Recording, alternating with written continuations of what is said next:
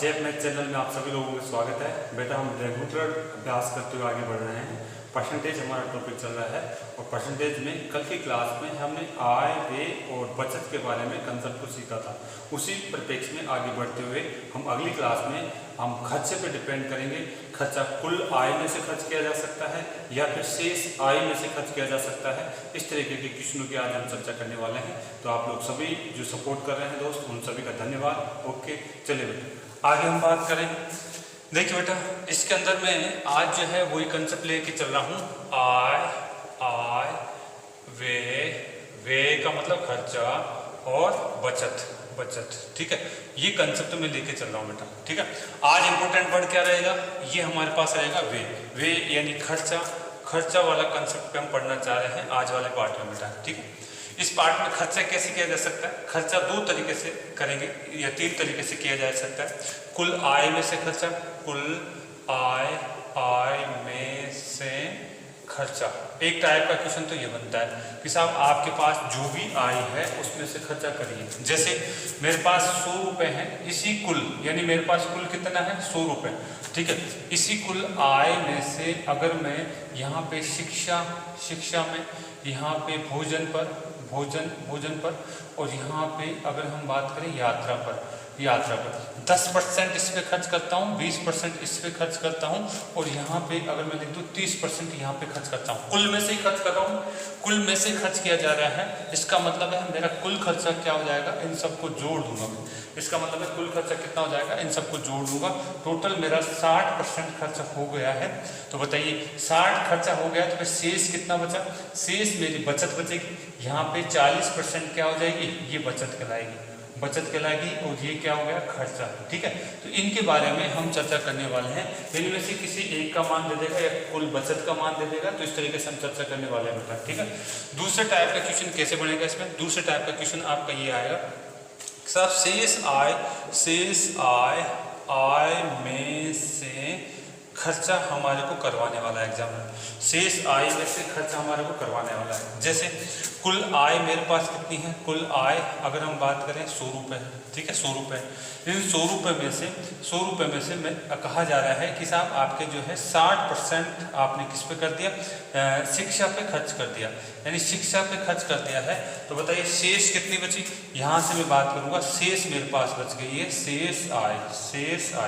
शेष आय कितनी बची मेरे पास? शेष आय मेरे पास बच चुकी है, आप कहेंगे 40% मेरे पास शेष बची। 100 में से अगर आपने 60% खर्चा किया है, उसको घटा दिया, तो शेष कितनी बची? 40% आपको बची। अब ये कह रहा है शेष आय में से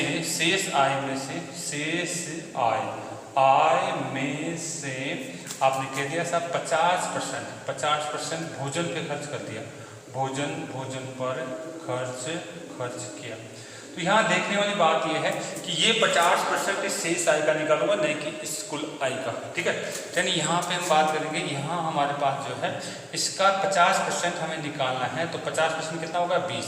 ठीक है, तो यानी फिर हमारे पास जो है 20% खर्च हो चुका है। तो फिर शेष कितनी बची? शेष मेरे पास बच चुकी है 20% शेष बची हुई है। ठीक है, शेष मेरे पास कितना बचा हुआ है? 20% शेष बचा हुआ है। 60% तो यहाँ खर्च हो गया। ठीक है, और शेष का इसका जो है 20% यहाँ खर्च हो गया। कुल मिलाकर के खर्चा मेरे पास कितना हो गया? 80% हो गया। और शेष ये बची है, ये क्या कहलाएगी? बचत कहलाएगी। तो यानी ये एक क्रम चलेगा, ये एक सक्सेसिव क्रम चलेगा। इसको हम सक्सेसिव क्रम की बात कर सकते हैं, लगातार, यानी हम बात कर सकते हैं इसमें लगातार प्रतिशत वृद्धि या कमी, लगातार प्रतिशत वृद्धि करा सकता है, या फिर क्या कर सकते हैं, कमी वाला जो कंसेप्ट है वो चलेगा, सक्सेसिव क्रम। ठीक है, तो यहाँ पे हम बात करेंगे सक्सेसिव क्रम से भी हम इसको समझेंगे। तीसरा क्या हो सकता है? तीसरा टाइप का क्वेश्चन ये होगा हमारा, कैसे होगा?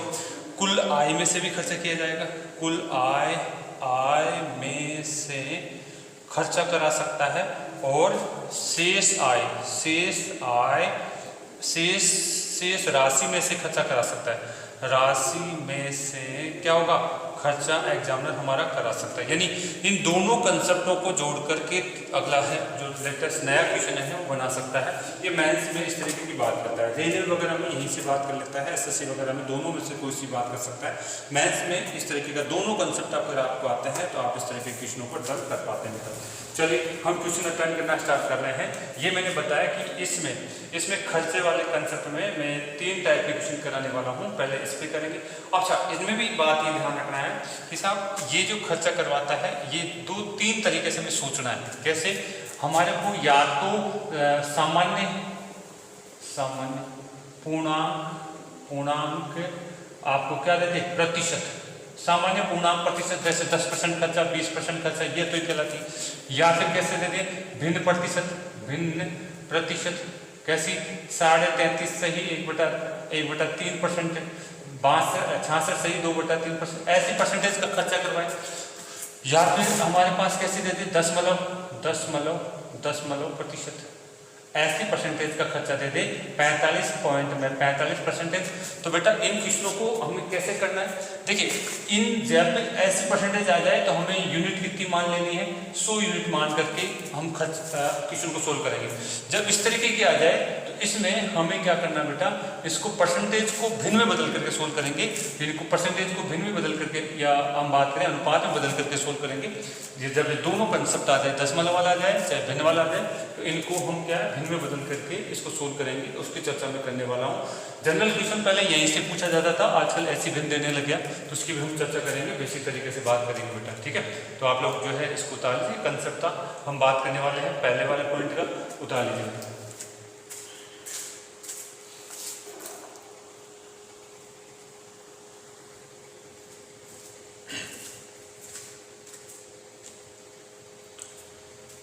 देखिए बेटा क्वेश्चन क्या है हमारा, क्वेश्चन है अगर हम बात करें फर्स्ट टाइप को हम पढ़ रहे हैं, कुल आय में से खर्चा किया जा रहा है, कुल आय में से खर्चा किया जा रहा है। इस टाइप के क्वेश्चनों को हम सोल्व करना चाह रहे हैं बेटा। देखिए परसेंटेज भी कैसी दी गई है, पूर्णांक में दे रखी है 40%, 20%, 10%, ऐसे पूर्णांक में सामान्य परसेंटेज दी गई है।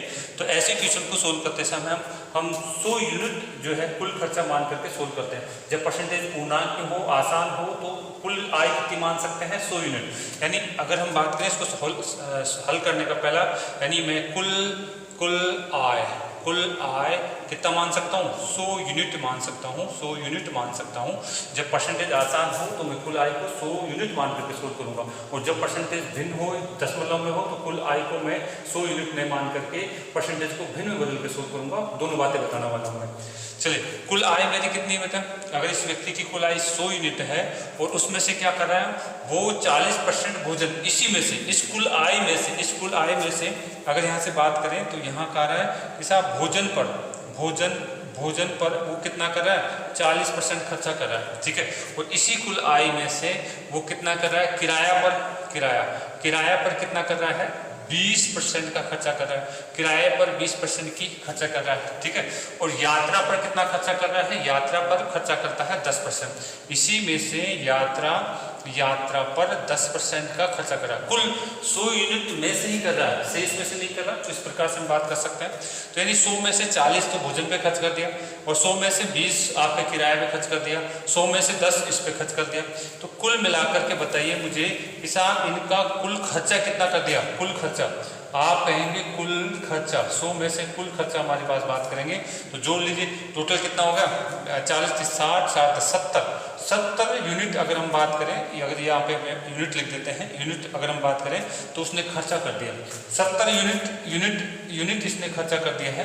तो बताइए फिर बचेगा कितना, 70 यूनिट खर्चा करने के बाद में 100 में से 70 यूनिट इसने खर्च कर दिया है, तो शेष कितना बच गया, शेष हमारे पास बच गया 30 यूनिट।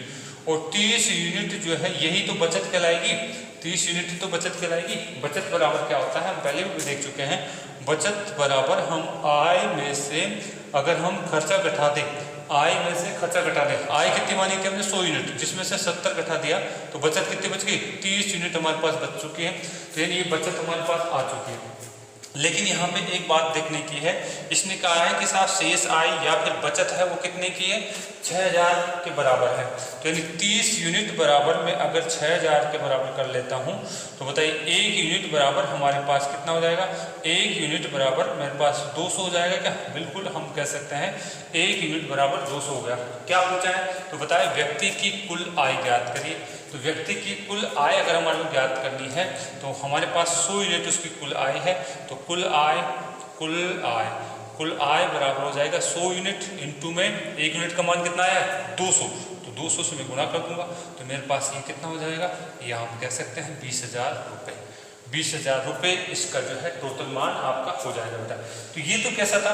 बिल्कुल आसान। अगर हमारे पास परसेंटेज दे रखी है, बेसिक क्वेश्चन हमारे को दे रखा है, तो हम 100 यूनिट में से ही खर्चा निकाल करके कुल खर्चा निकाल लेंगे और जो बचेगी किसके बराबर होगी? बचत के बराबर होगी। और बचत हमारे को दी होगी, ठीक है, बचत दी जाती है। तो इस तरीके से हमारे पास पहला पॉइंट हमारा क्लियर होता है। इसी चीज़ को हम देखिए कैसे सोल्व करें। ये जो तरीका है कहाँ पे काम आएगा? ये अगर परसेंटेज आसान न दे करके भिन्न टाइप में दे दे तो उस वहाँ पे भी काम मिलेंगे। यानी प्रतिशत को भिन्न में बदल करके हल करना। प्रतिशत को भिन्न में बदल कर हल करना। यानी दूसरा तरीका है इस क्वेश्चन को कैसे सोल्व करना है। जो भी परसेंटेज दे रखी है उसको हम किस में बदलेंगे? भिन्न में बदलेंगे और फिर इसको सोल्व करेंगे बेटा। सॉरी, देखिए आपकी बात कुल यूनिट नहीं मान रहा मैं ये बताइए भोजन पे कितना खर्च हो रहा है? भोजन पर अगर बात करें तो कितना? 40% खर्च हो रहा है। भोजन पे कितना हो रहा है? 40%। अच्छा, इसकी भिन्न कितनी होगी? ये तो परसेंटेज है, इसकी भिन्न कितनी हो जाएगी? इसकी भिन्न अगर हमारे को दिख रही है तो बेटा क्या 2/5 बोल सकते हैं क्या? बिल्कुल, भोजन पे 2/5 उसने खर्चा करा, ठीक है। आप बताइए आपका यहाँ पे हम बात करें किराया पर कितना खर्च कर दिया? किराया पर वो कह रहा है साहब आपका कितना है? 20% किसने खर्च कर दिया है। और 20% का मतलब है भिन्न कितनी हो जाएगी? 20% की भिन्न की मैं लिखना चाहूँ तो यानी 1/में ये 5 हो जाएगी। 1/में क्या हो जाएगी? 5 हो जाएगी। यहाँ से अगर हम बात करें तो हमारे को यात्रा की भी बात उसने करी है। यात्रा पर कितना खर्च करा उसने? यात्रा पर 10% खर्च किया है तो मैं यहाँ पे 10% लिखूंगा। और 10% की भिन्न कितनी हो जाएगी? 10% की भिन्न 1/10 हो जाएगी, ठीक है। यानी अगर हमारे पास परसेंटेज हार्ड दे रखी है, भिन्न में दे रखी है, तो आप उसको इस तरीके से भिन्न में देखिए। ये तो आसान थी लेकिन फिर भी मैं इसको भिन्न में बदल करके एक बार सोल्व करा देता हूँ ताकि ये आगे आपको काम आए। यानी हमने परसेंटेज को किसमें बदल लिया? भिन्न में बदलना था तो हमने क्या इसको बदला। अब क्या करना चाह रहे हैं? अब हम बात करें साहब कुल आय कितनी होनी थी, तो इसकी कुल आय किसके बराबर मानेंगे? कुल आय जो भिन्न निकल के आई है उनके हरों का एलसीएम के बराबर मानी जाएगी। कुल आय भिन्नों के हरों के एलसीएम के बराबर मानना है। ये हम एक बेसिक बच्चे को लेकर मैं बात कर रहा हूँ, बाकी तो आप बहुत फास्टली कर लेंगे। 2 क्वेश्चन आपने बेसिक तरीके से कर लिया तो। यानी इसका एलसीएम हर कौन से? एक तो 5 है, एक ये भी 5 है और ये कौन सा? 10 है, ठीक है। तो इनका एलसीएम कितना हो जाएगा? 5 आपका 5 और 10 का एलसीएम कितना हो जाएगा बेटा? 10 हो जाएगा क्या? कुल आय आपको जो है आपको जो भी हर भिन्न निकल के आए उनके एलसीएम के बराबर मानना है। तो कुल आय अब आप कह सकते हैं कि साहब कुल आय कितनी हो गई? कुल आय मेरे पास अगर यहाँ से मैं लिखूँ तो अब मैं कह सकता हूँ कुल आय बराबर मेरे पास 10 यूनिट है। 10 यूनिट है और 10 यूनिट में से किराए पर कितना खर्च हो रहा है? 2/5। यानी अगर यहाँ 2/5 किसका? 10 का 2/5 निकालता हूँ तो कट जाएगी। कितनी बार गया? आपका 2 बार गया, यानी 4 यूनिट तो ये खर्च हो रहा है। यहीं पे अगर हम बात करें 1/5 किसका? 10 का 1/5 निकालता हूँ तो ये कट गया क्या? कितना हो जाएगा? ये आपका 2 यूनिट यहाँ पे इस पे खर्च हो गया। फिर इसका 10 का 1/10 निकालता हूँ तो कितना हो गया बेटा? आपके पास आ जाएगा ये 1। यानी हमारे पास अब पता चल गया है भोजन पर 4 यूनिट खर्च हो रहा है, किराए पर 2 यूनिट खर्च हो रहा है और यात्रा पर 1 यूनिट खर्च हो रहा है। जब कुल आय कितनी यूनिट हो? कुल आय हमारे पास 10 यूनिट हो। ये 10 यूनिट कैसे निकाला? आपने जो भिन्न निकली है उनका एलसीएम निकल के कुल आय मानना है ऐसी कंडीशन में। अब बताइए कुल खर्चा कितना हो जाएगा? यहाँ पे कुल खर्चा 4, 2 और 1 कितना हो जाएगा बेटा?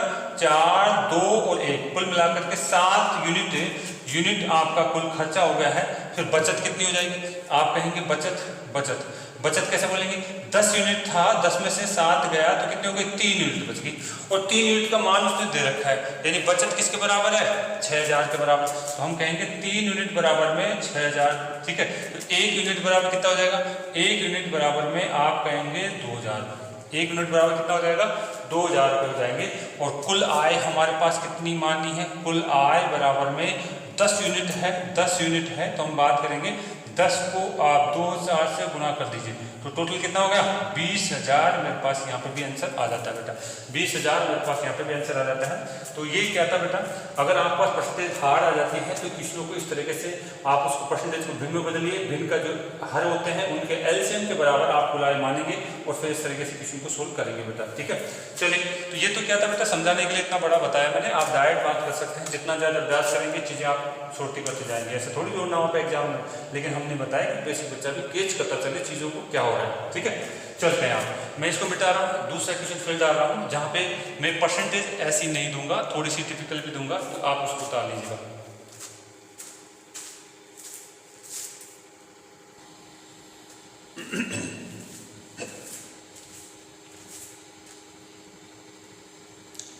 देखिए बेटा, इसी कंसेप्ट में हमने 2 क्वेश्चन लिखे हैं।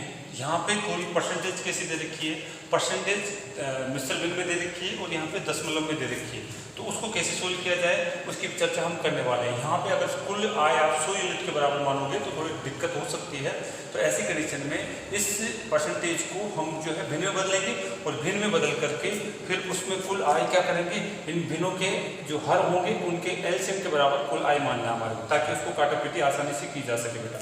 देखते हैं पहला क्वेश्चन, ये पहला क्वेश्चन है, ये कौन सा है, दूसरा। तो पहला क्वेश्चन की मैं चर्चा करने वाला हूँ। देखो पहला क्वेश्चन क्या बोला गया है, एक व्यक्ति अपनी आय का 11 से 1/9% किराया पर तथा यहाँ पे फिर दे रखा है 33 से ही 1/3% भोजन पर तथा 9 से ही 1/11% यात्रा पर खर्च करता है। अंत में उसके पास 9200 रुपये की राशि शेष बचती है, तो व्यक्ति की कुल आय कितनी है, ठीक है बेटा। तो देखिए, अब ऐसे प्रश्नों को सोल्व करते समय मैं कुल आय 100 यूनिट नहीं मानूंगा, इस कंडीशन में मैं अभी बता चुका हूँ, तो बात वही करते हैं। ध्यान दीजिए, इसने हमारे को कहा है कि साहब पहली बार तो किराया कुल आय में से ही खर्च कर रहा है, ध्यान रखना, किराया। अच्छा, और कहाँ खर्च करता है, तो यहाँ पे किराए पे तो उसने 11 से ही 1/9% खर्च करा है, ठीक है। और फिर यहाँ से हम बात कर लें तो भोजन पे कितना कर रहा है, भोजन पर खर्च कर रहा है 33 से ही 1/3% भोजन पे खर्च कर रहा है। और यात्रा पे कितना खर्च कर रहा है, यात्रा पर कर रहा है 9 से ही 1/11% यात्रा पे खर्च कर रहा है। यानी ये जो पूरा खर्चा है वो किस में से है, कुल आय में से ही बांट कर रहा है, कुल आय अभी मैंने लिखा नहीं यहाँ पे क्या आएगा, ठीक है, अभी मैंने लिखा नहीं कुल आय कितना होगा। यहाँ पे हम बात करें इस तरीके की परसेंटेज आ जाती है, तो कुल आय हमें देखना है यहाँ क्या लिखना है। अगर ये ऐसी परसेंटेज नहीं होती तो मैं 100 यूनिट मानकर सोल्व करता, लेकिन यहाँ पे ऐसी परसेंटेज है, अगर 100 में से करूँगा तो मेरे को काफ़ी दिक्कत आ सकती है, इसलिए मैंने यहाँ पे नहीं लिखा है। तो हम इस कंडीशन में क्या करना है, जो भी परसेंटेज हमारे को ये दिख रही है मिश्र भिन्न टाइप या दशमलव टाइप की परसेंट दिख रही है, उसको आप जो है किस में बदल लीजिए, भिन्न में बदल लीजिए। इसको आप भिन्न में बदलेंगे तो बताइए 11 से 1/9 का मतलब कितना हो जाएगा, 11 से ही 1/9 का मतलब हमारे पास कितना हो जाएगा बेटा, 1 आपका पास कितना होगा, 9 ही हो जाएगा, ठीक है। इसका मतलब कितना हो जाएगा, इसका मतलब 1/3 ही हो जाएगा। इसका मतलब कितना है, 1/11। इनकी जो भिन्न है, भिन्न का मान है ये हो जाएगा। अच्छा, ये हर 9 है, आपका 3 है और 11 है, ठीक है। तो कुल आय क्या किसके बराबर होगी, 9, 3 और 11 का एलसीएम, 9, 3 और 11 का एलसीएम कितना आ रहा है, 99। तो ये मेरी कुल आय है। मैं कहूँगा साहब मेरे पास कुल आय कितनी है, 99 रुपये है। 99 रुपये को मुझे बांटना है। अगर मैं 99 रुपये को इसके साथ बांटता हूँ तो यानी यहाँ पे कितना यूनिट किराए पे खर्च होगा, यहाँ से मैंने काटा तो यहाँ पे 11 यूनिट इसने किराए पे खर्च किया। 99 रुपये को 1/3 में बांटता हूँ तो यहाँ पे कितना रुपये खर्च हो गया, इसका 33 रुपये यहाँ पे खर्च हो गया। इसको अगर हम बात करें 99 रुपये को, 99 रुपये को मैं 11 से काटता हूँ, 99 रुपये को मैं 11 से काटता हूँ तो कितना हो जाए बेटा, 99 रुपये को 11 से 9 रुपये यहाँ पे हमारे पास खर्च हो चुका है बेटा, ठीक है, 9 रुपये हमारे पास यहाँ पे खर्च हो चुका है। अब यहाँ से बात यही करी जा रही है कि साहब कुल जो है आपका है कुल खर्चा कितना हो रहा है, ठीक है, तो इसको जोड़ लेते हैं तो हमारे पास 11, 33 और 9, 11 किराए पे खर्च है, भोजन पर 33 खर्च है, यात्रा पे कितना 9 रुपये खर्च है। तो मैं बात करूँ तो कुल खर्चा मेरे पास कितने यूनिट का आ गया है, कुल खर्चा अगर इसको जोड़ते हैं 20, 33 आपके पास 20 से 53 हो गया क्या, 53 यूनिट आपका खर्चा है, 53 यूनिट आपका खर्चा है। तो बताइए बचत कितनी होगी, आप कहेंगे सर बचत देखिए कितनी हो जाएगी, कुल खर्चा 99 है तो 53 में से अगर मैं 99 में से अगर 53 घटा देता हूँ तो मेरे पास कितना बचना चाहिए, यहाँ पे 46 बच जाएगा, 46 बच जाएगा, यानी बचत मेरी कितनी है 46। और इसके बारे में तो आपसे चर्चा करी गई है कि साहब आपके पास जो है बचत किसके बराबर है, 9200 रुपये है।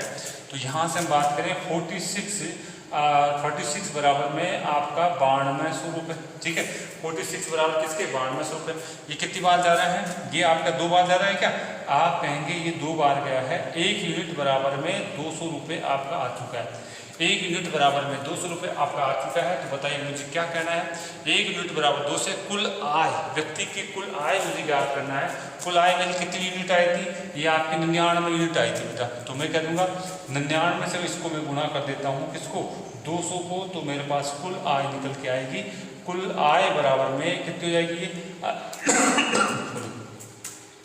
198 आपका ये रुपए हो चुके हैं, कुल आय बराबर में 198 रुपये आपके पास हो चुके हैं। इस तरीके से क्वेश्चन को आप अटेंड करेंगे बेटा। अब सॉरी, अगला क्वेश्चन हम बात करना चाह रहे हैं, दूसरे क्वेश्चन को हम सोल्व करने वाले हैं, ठीक है, तो आपने इसको उतारा होगा, अगले क्वेश्चन की मैं चर्चा करता हूँ, इसको मिटा दें। क्वेश्चन के बारे में बात करें तो अगला क्वेश्चन क्या है, ध्यान से देखना है।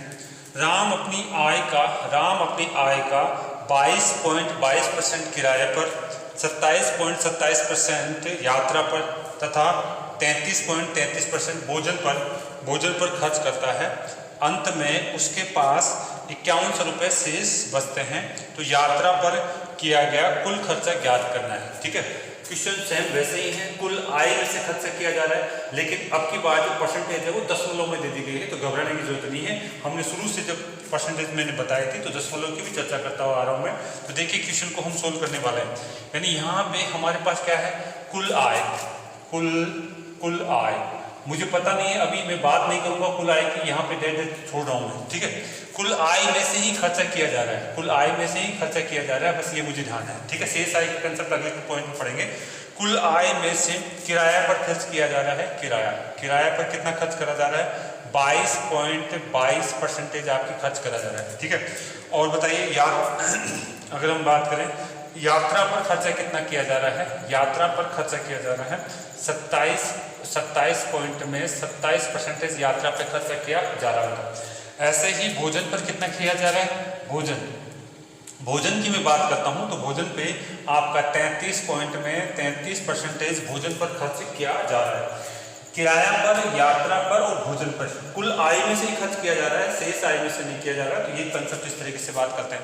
अब अगर इनको जोड़ करके करेंगे तो 100 में से घटाना पड़ता है, लेकिन ऐसी परसेंटेज जब आ जाए तो मैंने कहा था कि साहब परसेंटेज को किस में बदल लेना है, भिन्न में बदल लेना है। तो इस परसेंटेज को अगर मैं भिन्न में बदलूंगा, इस परसेंटेज का भिन्न कितना हो जाएगा, आपको पता है 2/में आपका 9 हो जाएगा क्या, बिल्कुल 2/9, ठीक है। इस परसेंटेज का भिन्न कितना होगा, 2/9। ये किसके बराबर हो जाएगा, ये 3/11 के बराबर है, ठीक है। ये किसके बराबर हो जाएगा, ये 1/3 के बराबर है, ठीक है। ये परसेंटेज को भिन्न में कैसे बदला जाता है, मैं शुरुआती क्लासेज हैं उसको मैंने काफ़ी डीपली बात करी थी, तो ये चीज़ें आप देखते हुए आप चलिए, तब जाके ये चीज़ें समझ में आएगी बेटा। पुराने वीडियो मेरे जो है बेटा मैंने काफ़ी मेहनत करके कोशिश करी है समझाने के लिए, तो आप उसको पक्का देखिए, पूरा देखिए, तब जाके चीज़ें आपको जो है फास्ट समझ में आने लगेगी। देखिए हम बात करें तो ये मेरे पास क्या आ गया, इस परसेंटेज का भिन्न मैंने आपको यहाँ पे लिख दिया है। अब मैं कुल आय निकाल सकता हूँ, कुल आय मेरी किसके बराबर हो जाएगी, कुल आय हो जाएगी जो भिन्न है, भिन्न के हरों का एलसीएम। कुल आय किसके बराबर होगी, भिन्न के हरों का एलसीएम। वो ऐसा क्यों करते हैं? ताकि हमें काटापीटी करने में दिक्कत ना आए। 9, 11 और 3, 9, 11 और हमारे पास 3 है, इसका एलसीएम में 99 मान लो, क्या 99 हो जाएगा। ठीक है, तो यानी अब मैं कह सकता हूँ कुल आय में 99 मान लूँगा, 99 रुपये मैंने मान लिया। तो बताइए भोजन पर इस किराए पर कुल आय 99 का कितना भाग खर्च हो गया? 2/9। यहाँ से मैंने काटा तो 11 आ गया, 22 यूनिट। 22 यूनिट किस पे खर्च हो गया? किराया। अब यहाँ पे आ जाइए, यहाँ पे अगर हम बात है कुल आय मेरे पास 99 है तो 3/11 कितना हो जाएगा उसका? ये यहाँ से हमने इसको काट दिया है, कितनी बार चला जाएगा? इसको हम 9 बार काटेंगे, कितना हो गया? 2 3 27, तो यानी 27 मेरे पास यहाँ पे इसका यूनिट आ चुका है। ऐसे ही इसकी चर्चा कर लें, यहाँ पे कितना लिख देंगे? 99, काट दीजिए इसको। ठीक है, यानी 3 और 3 यानी 33 यहाँ पे मेरे पास यूनिट आ चुका है। किराए पर कितना? 22 यूनिट। यात्रा पे कितना? 27 यूनिट। और भोजन पे कितना हो गया हमारे पास? 33 यूनिट हमारा खर्चा हो चुका है। तो मैं यहाँ पे कहूँ तो कुल खर्चा कितना हो गया मेरा? कुल खर्चा बताइए, 82 मेरे पास हो चुका है, 82 आपके पास हो चुका है, 82 यूनिट आपके पास हो चुका है। तो बताइए शेष कितना बच गया? ये खर्चा है तो शेष बताइए, शेष कितना हो जाएगा? शेष की बात करूँ तो यानी मेरे पास 18 यूनिट बच जाएगा। सॉरी, आपके पास शेष इसमें से घटाएंगे, यानी 99 से अगर मैं 82 घटा देता हूँ, 99 से अगर मैं 82 घटा देता हूँ तो मेरे पास कितना बच गया? 17 यूनिट। ये बचत कहलाएगी, ये क्या कहलाएगी? ये बचत कहलाएगी। और इस क्वेश्चन में बचत के बारे में मुझे कहा गया है, क्या कहा गया है? आपको कहा है 5100 रुपये शेष बचते हैं। तो मैं यहाँ पे सीधा बात कर लूँ कि साहब ये 5100 रुपये के बराबर है। 17 यूनिट किसके बराबर है? 5100 रुपये के, ये आपके पास बराबर है। तो बताइए इसको काट दें, इसको हम काट दें, 17 51, 1 यूनिट बराबर में 300 रुपये आ रहा है। 1 यूनिट बराबर में 300 रुपये आ रहा है। क्वेश्चन में क्या पूछा था? सॉरी, क्वेश्चन में पूछा गया है यात्रा पर किया गया खर्चा पूछा गया है। यात्रा पर किया गया खर्चा अगर हमसे बात करी गई है तो हम बात यहाँ से कर सकते हैं यात्रा पर यहाँ कितना यूनिट हो रहा है? 27 यूनिट। तो मैं 27 यूनिट को डायरेक्ट किससे गुणा कर दूँ? 300 से गुणा कर दूँ, तो यात्रा पर मेरे पास खर्च आ जाएगा। और यहाँ पे हम गुणा करते हैं, यानी यहाँ पे 7 21 हो जाएगा और 3 दूना 6 7, यानी आपके पास 7100 रुपये यात्रा पे खर्च आ गया। और ये ऐसे ही मुझे पूछा जाए, मुझे कुल आय पूछ सकता है। ठीक है, कुल आय पूछ सकता है। कुल आय किसके बराबर है? 99 यूनिट के बराबर। 99 यूनिट को आप 300 से गुणा कर दीजिए। 99 यूनिट को किससे गुणा कर दीजिए? 300 से गुणा। 9 3 27 अगर हम बात करें तो यानी 2 0 और 9 3 27 और 9 3 27 और 27 से 2 29 हो गए क्या? तो ये इसका कुल आय के बारे में बात है। और कौन सा है यहाँ पे? भोजन के बारे में, यात्रा के बारे में, किराए के बारे में, किसी के भी बारे में बात करें तो आप इस तरीके से बात कर सकते हैं। जैसे किराए के बारे में बात कर लें, किराया, तो किराया में कितने यूनिट खर्चा हो रहा है? 22 को आप किससे गुणा कर देंगे? 300 से। तो ये कितना हो जाएगा?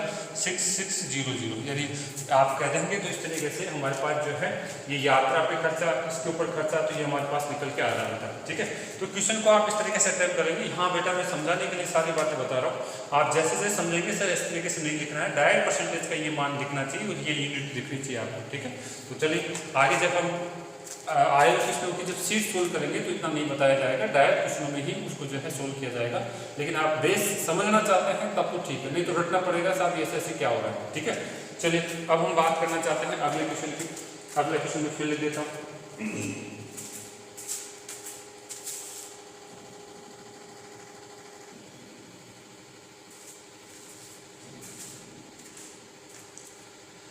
देखिए बेटा, अगले क्वेश्चन को फिर देखते हैं हम इसी परिप्रेक्ष्य में। कुल आय में से खर्चा किया जा रहा है और इस क्वेश्चन को फिर देखते हैं। अगला नया क्वेश्चन देखिए क्या करा गया। राम अपनी आय का 20% यात्रा पे खर्च करता है, 10% किराए पर और क्या कर रहा है? 30% शिक्षा पर तथा 25% भोजन पर खर्च करता है। यदि शिक्षा पर ध्यान रखना, शिक्षा पर किया गया कुल खर्च यात्रा तथा भोजन पर किए गए कुल खर्च से 300 रुपये कम है तो राम की कुल आय ज्ञात करें। तो यानी कुछ नहीं है, उसने दो जो खर्चे थे उनके बीच का अंतर दे करके आपसे क्वेश्चन पूछ लिया गया है। ठीक है, तो देखिए कोई दिक्कत नहीं।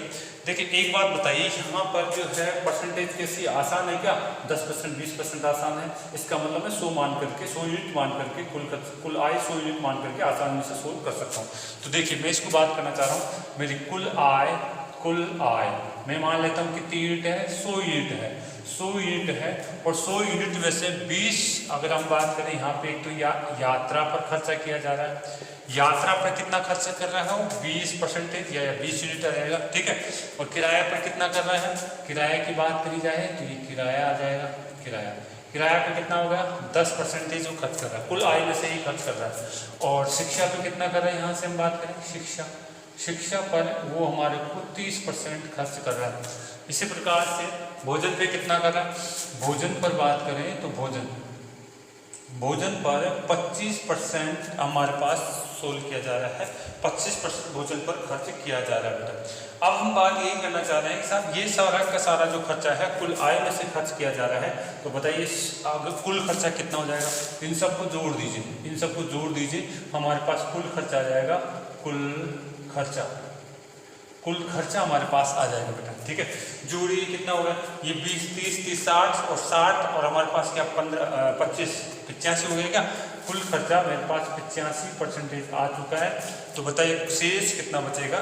सॉरी, शेष मेरे पास बच जाएगा 15% या 15 यूनिट जो है, ये क्या बचेगा मेरे पास?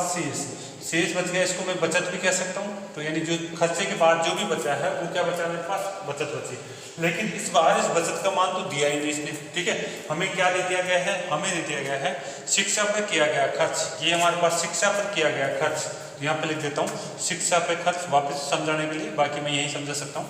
शिक्षा पर किया गया खर्च और किसकी तुलना कर रहा है? यात्रा और भोजन, यात्रा प्लस में भोजन। यात्रा कितना है? 20%, भोजन कितना है? 25%। यहाँ पे दोनों जोड़ दे, टोटल कितना होगा? ये आपके पास अगर हम कहना चाहें तो ये 45 हो जाएगा। 45% हो चुका है। शिक्षा पर किया गया खर्च यात्रा और भोजन पर किए गए खर्च से कुल खर्चे से 300 रुपये कम है। यानी ये 45 है इन दोनों पर, तो इस पर कितना इतना, तो यानी ये हम देखें तो कितना परसेंट कम है? मैं बोलूँगा इसमें 15% कम है। 15% क्या है? कम है। ठीक है, तो ये किसके बराबर है? 300 रुपये के बराबर इसने दे रखा है। तो काटाकाटी कर लें, यहाँ से इसको मैं काटता हूँ तो यानी 1% या 1 यूनिट बराबर हम कहें तो ये कितना आ जाएगा? 20। 1 यूनिट बराबर 20 आ गया। और हमें क्या पूछा गया? तो राम की कुल आय ज्ञात करनी है। कुल आय हमने मान रखी कितनी? 100 यूनिट। तो मैं कहूँगा 100 यूनिट या फिर 100% बराबर हमारे पास 20 इंटू में 100, बताइए कितना हो जाएगा? ये हमारे पास हो जाएगा 2000। बचत की बात पूछ रही साहब, बचत कितनी थी? बचत की बात पूछ लें तो बचत हमने यहाँ पे निकाला है कितना यूनिट? 85 यूनिट तो खर्च होगा या 85% तो खर्च हुआ है। तो 15 यूनिट या 15% हमारे पास बचत हो रही है। 15% बचत हो रही है। तो मैं इसको 20 को 15 से आप गुना कर दीजिए, आपके पास आंसर आ जाएगा। 15 गुना 30 यानी 300 ही हमारे पास ये आ जाएगा बेटा। ठीक है, खर्चे की बात कर ले तो आपके पास कितना आ जाएगा? अगर खर्चे की बात कर ले तो हम कहेंगे साहब 85 यूनिट खर्च हुआ है। यानी यहाँ से हमारे पास 85 इंटू में आप किससे गुना करेंगे? 85 इंटू में आप 20 से गुना कर देंगे, 20 से इसको गुणा कर देना। ठीक है, 85 इंटू में 20 से आप इसको गुणा कर देंगे। गुणा कर दीजिए, कितना हो जाएगा हमारे पास? 0 तो था ही था, 5 दूना 10, 16 एक 17। तो इस तरीके से हमारे पास क्या है बेटा? ये कंसेप्ट है। इन कंसेप्टों को आपको मैंने अच्छी तरह समझाने की कोशिश करी। एक क्वेश्चन और कर लेते हैं इसी कंसेप्ट पे, फिर आगे करेंगे। शेष आय में से जब खर्चा किया जाता है तो बचत कैसे निकाली जाती है, और शेष आय का कंसेप्ट यानी सक्सेसिव कंसेप्ट भी हम सीखने वाले हैं। अगला क्वेश्चन देखिए, इसको मैं मिटा देता हूँ और अगला क्वेश्चन फिर समझाता हूँ। तो जब प्रतिशत आपके पास कैसी हो, आपके पास पूर्णांक में या आसान परसेंटेज हो, तो आप कुल आय यूनिट कितनी मानेंगे? 100 यूनिट मानेंगे। और जब परसेंटेज आपके पास कैसी हो, भिन्न में हो, या फिर हम बात करें कि साहब दशमलव वाली परसेंटेज हो, तो उस कंडीशन में हम क्या करेंगे? उसको परसेंटेज को भिन्न में बदल करके फिर सोल्व करेंगे। अब देखिए दूसरा क्वेश्चन मैं यहाँ से करना चाह रहा हूँ। क्या कहा है? रमेश अपनी आय का 40% एक अनाथालय में दान करने का फैसला करता है। रमेश अपनी आय का 40% एक अनाथालय में दान करने का फैसला करता है। दान के दिन उसने अपना फैसला बदला और 4500 रुपये की राशि दान करी। यहाँ पे आपको लिख देना है दान की, जो उसके द्वारा पहले तय की गई राशि का कितना है 37.1/2% है के बराबर है। तो बताओ राम की मासिक आय कितनी है बेटा। देखिए इसने क्या कहा है कि साहब यहाँ पे हमारे पास जो है राम की मासिक आय कितनी है उसके बारे में बात करना चाह रहे हैं। ठीक है, इसने ये कहा है दान, अनाथालय में दान का फैसला कितने किया गया, दान के लिए तय राशि हमें पता नहीं, लेकिन हम कहते हैं 40%। कितनी परसेंट, 40% उसकी तय राशि थी। कुल देखो परसेंटेज आसान है, तो कुल आय में कितनी मान लेता हूँ, कुल आय में मान लेता हूँ 100% है, लेकिन इसमें से हमें कहा गया है 40% तय की गई। यहाँ पे तो तय करा था उसने कि साहब मैं अपनी आय का 40% क्या कर दूंगा, दान कर दूंगा। लेकिन जैसे ही दान का टाइम आया इसने क्या करा कि साहब कितने करे, ओनली 4500 रुपये करे। और 4500 रुपये क्या करा है, ये जो तय की गई राशि है, तय की गई राशि का कितना हमें निकाल लेना है 37.1/2%। तय की गई राशि का 37.1/2% हमारे को यहाँ से निकाल लेना है। ठीक है, तो यहाँ पे 40% का अगर मैं 37.1/2% में निकालता हूँ, 37.1/2% निकालता हूँ, तो वो किसके बराबर आता है, वो आपका आता है 4500 रुपये के बराबर आता है। ठीक है, ये 4500 रुपये के क्या आ जाएगा बेटा, बराबर हमारे पास आ जाएगा। ठीक है, तो चलिए चेक कर लेते हैं। यानी ये हमारे पास 40 इंटू में इसका मान तो कितना हो जाएगा, इसका मान हो जाएगा आपका 3/8। 3/8 लिख सकता हूँ उसको डायरेक्ट, तो यानी 3/8 होगा। तो ये हमारे पास देखिए काट दीजिए, कितना हो जाएगा, ये कट जाएगा, तो ये हमारे पास जो है काटने बाद ये 5 बार हो गया। 15% किसके बराबर हो गया, 4500 रुपये के बराबर हो गया। ठीक है, तो 1% किसके बराबर होगा, 1% ये आपका 300 रुपये के बराबर हो जाएगा। तो इसी का परिप्रेक्ष्य में मैं कहूँगा साहब कुल आय मैंने 100 मान रखी है, तो 100% किसके बराबर होगा, ये आप कहेंगे 300, और 300 को 100 से गुणा कर दीजिए, तो कितना हो जाएगा हमारे पास हो जाएगा 30,000 हमारे पास हो जाएगा। तो इस तरीके से आप समझ पा रहे हैं क्या कहा उसने, 40% राशि देना था, लेकिन उसने अपना जो विचार बदल दिया। इस 40% का कितना दिया, 37.1/2%, और 37.1/2% का मतलब भिन्न के रूप में कितना होता है, 1/8 होता है। तो हम 40 का 37.1/2% अगर हम बात करते हैं तो कितना निकाल पा रहे हैं, 15% होता है। 15% किसके बराबर दिया उसने, 4500 रुपये के बराबर उसने राशि तय। तो यानी 15% बराबर 4500, तो 1% बराबर 300, तो 100% बराबर कितना। तो बताइए उसके पास जो है आपने जो है उसमें कुल राशि अगर हम बात करें तो निकल चुके हैं। तो यहाँ पे शेष बचाने की राशि की जाए तो उसकी भी बात हम कर सकते हैं। उसने कितना बचाया, उसने बचा कितना लिया, बचत करा, कितनी बचत कर लिया, 40% करना था दान, तो करा कितना, उसने तो 15% ही करा है। तो बचत कितनी कर ली इसने, बचत अगर यहाँ से बात करें तो 25% की बचत कर ली, 25% की बचत कर ली है। तो 25% की बचत को हम कैसे गुणा कर सकते हैं, हम 300 से गुणा कर सकते हैं। 300 इंटू में 25 गुणा कर दीजिए, कितना हो जाएगा, 25 75, हम कहेंगे 7,500 रुपये की उसने क्या कर ली है, बचत कर ली। 7,500 रुपये की उसने बचत कर ली है। तो इस तरीके से भी बात कर सकता है, लेकिन इसमें से यही पूछा है कुल आय कितनी उसकी, कुल आय हमारे पास ये आ चुकी है। ठीक है।